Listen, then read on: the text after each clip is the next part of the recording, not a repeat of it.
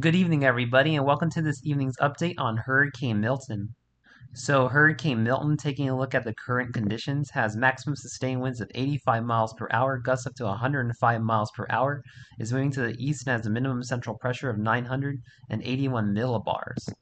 Taking a look at the latest cone for Hurricane Milton, as we go into 1 a.m. tonight, looking at intensification to a Category 2 hurricane with 105 winds, 125 mile per hour gusts moving to the east.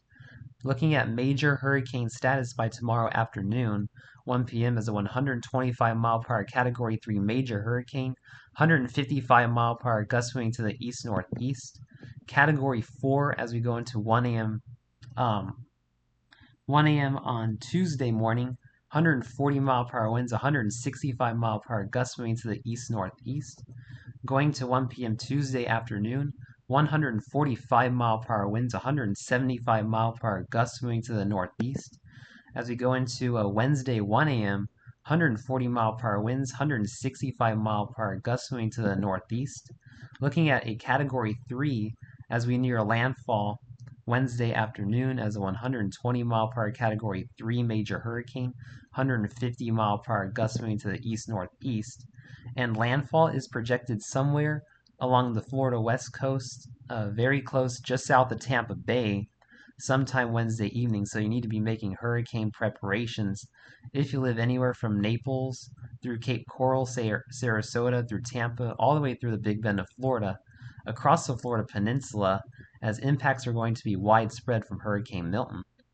As it moves into the Atlantic, looking at 75 mile per hour winds, 90 mile per hour gusts moving to the east, going to Thursday afternoon 1 p.m., and then going to 1 p.m. afternoon Friday, 65 mile per hour winds and 75 mile per hour gusts, dissipating as it moves towards Bermuda.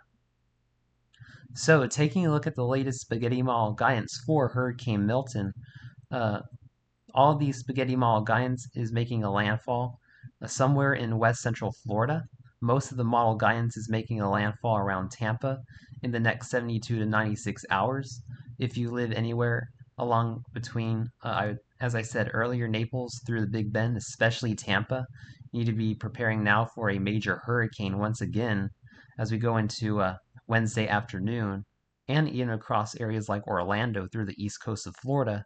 You also need to be preparing for a major hurricane in the next 72 to 96 hours. Taking a look at our intensity model guidance, the majority of the models are intensifying Hurricane Milton to at least a Category 4 hurricane in the next 24 hours, and we have 3 models intensifying Hurricane Milton to a Category 5 hurricane within the next 36 to 72 hours. If this happens, this will bring catastrophic impacts to the Tampa Bay area and west central Florida. So please be preparing for this if you live in western Florida. It will weaken a little bit before a landfall, thankfully, but it'll likely still make landfall as a Category 3 major hurricane in 72 to 84 hours. And taking a look at some of our preliminary rainfall accumulations from the Weather Prediction Center, we're looking at 1 to 2 inches of rain across far southeast Georgia and the far eastern Florida panhandle, 2 to 4 inches in the dark green area, 4 to 6 inches in the yellow, including Jacksonville, 6 to 8 inches of rain in the dark yellow, including Orlando, Tampa Bay, near Miami, and then looking at 8 to 12 inches of rain in the orange shaded region, including areas like Pinellas County and St. Petersburg down through the Florida Keys, and the Everglades. Could be looking at major flooding from Hurricane Milton as it comes through.